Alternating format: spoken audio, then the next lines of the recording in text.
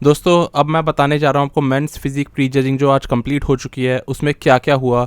Athletes कुल मिलाकर इसके अंदर थे 46। और मैं आपको बता दूं भुवन चौहान इसमें compete कर रहे थे। इनिशियली आए वो जेरमी बुंडिया के साथ एक कॉल आउट में नहीं, उससे पहले जो एक लाइन अप करते हैं ना, नंबरिंग वाइज सबको बुलाते हैं, तो उसमें जेरमी के साथ उनको खड़े होने का मौका मिला। यही काफ़ी बड़ी बात थी।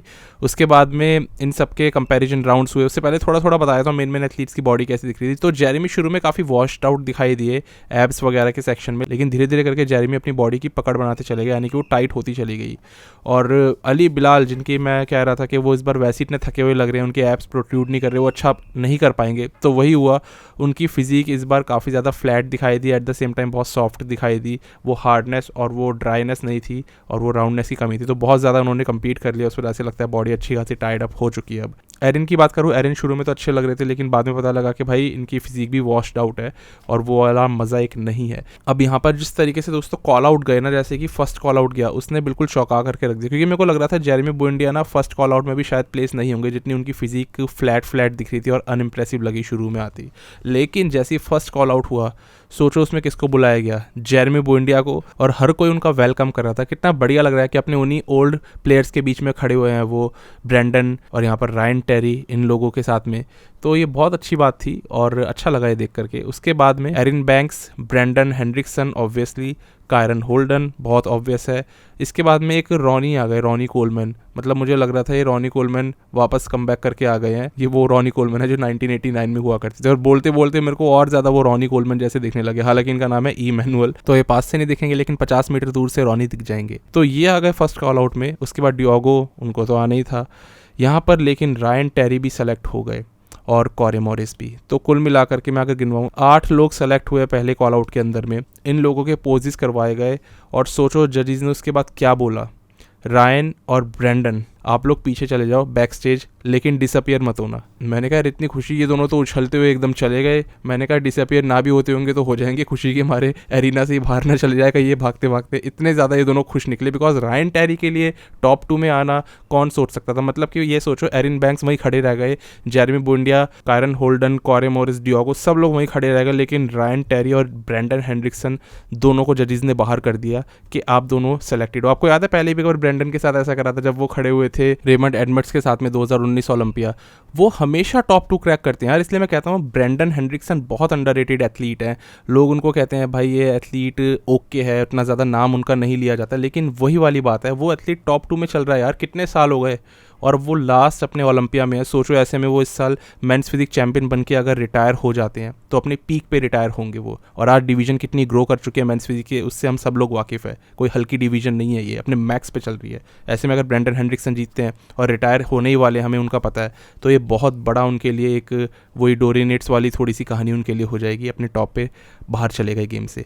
अगर यहाँ पर जीतते हैं रायन टेरी तो उनके लिए बहुत बड़ी जीत होगी, बिकॉज रायन एक्चुअली में इंप्रूव दिखाई दिए इस वाले शो के अंदर और बहुत ज़्यादा पहले से चेंज थे। मैंने बोला नहीं था फिल ही अगर किसी के लिए कुछ बोलते हैं तो वो चीज़ हल्की नहीं होती, उसको हल्के में लेना नहीं। लेकिन इतना भी नहीं सोचा था कि यार टॉप 2 में सेलेक्ट हो जाएंगे। मैंने इनको आई थिंक 5th के आसपास प्रिडिक्ट किया था टॉप 2 में। तो कोई रायन टेरी को कभी भी नहीं सोच सकता था। एक्चुअली में इस बार काफ़ी थिक दिखाई दिए। इनकी बैक बहुत अच्छी थी, फ्रंट से बॉडी काफ़ी अच्छी दिखाई दे रही थी, मास ज़्यादा था, और जिस तरीके से स्क्वीज़ कर रहे थे पूरी बॉडी इनकी एकदम टाइट निकल रही थी। तो रायन टेरी इसीलिए अच्छे दिखाई दिए, इसलिए ऊपर रहे। ऑब्वियसली उसके बाद जितने रिमेनिंग एथलीट्स जैसे कि Jeremy, Diogo, Emmanuel, Kiron, Corey, Erin, इन सब की पोजिंग हुई, इनको भेज दिया।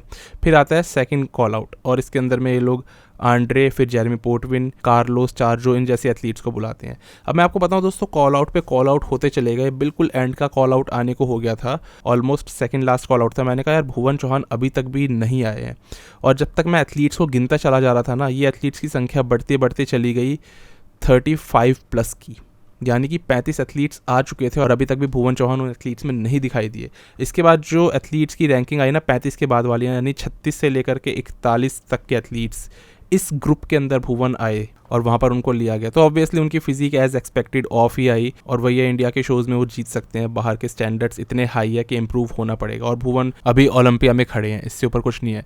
भुवन का पिछले 3-4 सालों का रिकॉर्ड भी ये बताता है कि वो डेफिनेटली इम्प्रूव नहीं हो पाए। उनका इम्प्रूवमेंट रेट आपको ऑलमोस्ट क्लोज टू 0 दिखेगा पिछले 2 सालों में, इवन 3 सालों में भी आप कह लो। वही फ्लैट फिजिक और वही अनइम्प्रेसिव टाइप फिजिक उनकी दिखाई दी।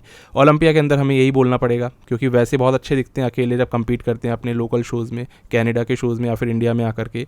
लेकिन ओलंपिया के अंदर भुवन आउट ऑफ 35 है, यानी उनका नंबर 35 से लेके 41 तक कहीं पे भी आ सकता है। जो भी प्लेसिंग आएगी वो आपको बताऊंगा कि वो 41वें नंबर पे आ रहे हैं, 35 नंबर पे आ रहे हैं, या किस एग्जैक्टली रैंकिंग पे वो आ रहे हैं।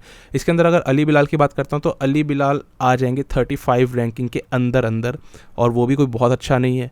मतलब पिछले साल ये 9th आए थे ओलंपिया में, इस बार विद इन 35 आ रहे हैं, यानी कि 28 से लेके 28 से लेकर के 35 तक कहीं पे भी अली बिलाल दिखाई देंगे। तो इनकी भी हाइप बहुत ज़्यादा बनाई गई, भुवन की भी हाइप बहुत ज़्यादा बनाई जाती है, इनकी कवरेज भी काफ़ी अच्छी खासी होती है। बट हाइप बनाना अलग चीज़ है, एथलीट की अपनी खुद की जो एक इनपुट होती है उसी से वो प्लेसिंग अचीव करता है। खैर यहाँ पर ये लोग इतना ज़्यादा बाहर चले गए, और उसके बाद में लास्ट कॉल आउट हुआ, और उसके बाद में फिर से कॉल आउट्स होते हैं ना टॉप एथलीट्स को बुला करके, वो हुए।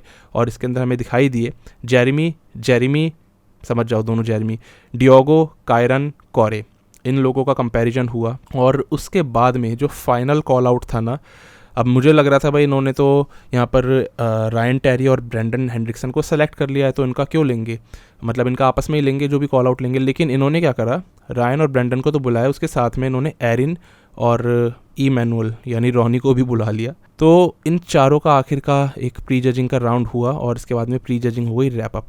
अब जिस हिसाब से चौकोर घेरे में आखिर में रायन और ब्रेंडन दोनों ही खड़े हुए हैं ना, पहले तो एरिन को खड़ा करा था, लेकिन बाद में रायन और ब्रेंडन दोनों को खड़ा करा, और इसके साथ में इन्होंने प्री जजिंग रैप अप कर दी। अब इन्हीं में से जहाँ तक है विनर कोई होना चाहिए, और आई थिंक एरिन की 3rd प्लेसिंग आएगी।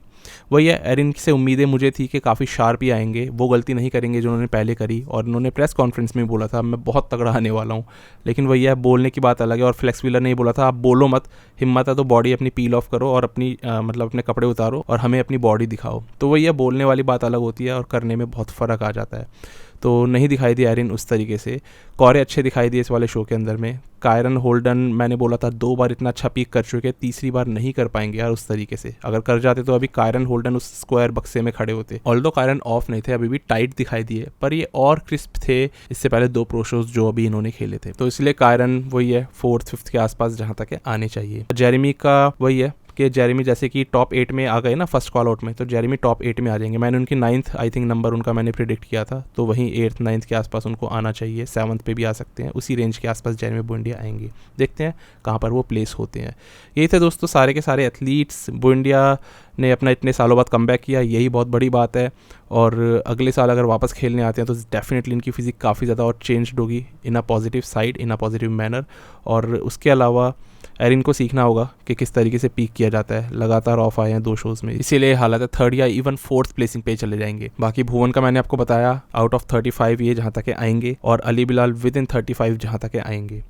तो यही था दोस्तों पूरा का पूरा प्री जजिंग का रैप अप। अब हम मिलते हैं मेंस बॉडी बिल्डिंग 1 मोर बैटल वाली एक वीडियो बनाऊंगा मैं मेंस बॉडी बिल्डिंग में, क्योंकि आज एक कॉल आउट लिया जाएगा इनका फाइनल्स के अंदर में, उसके ऊपर पूरी कवरेज मिलने वाली है। अभी के लिए इस वाली वीडियो में इतना ही था, अब मिलते हैं उस वीडियो में।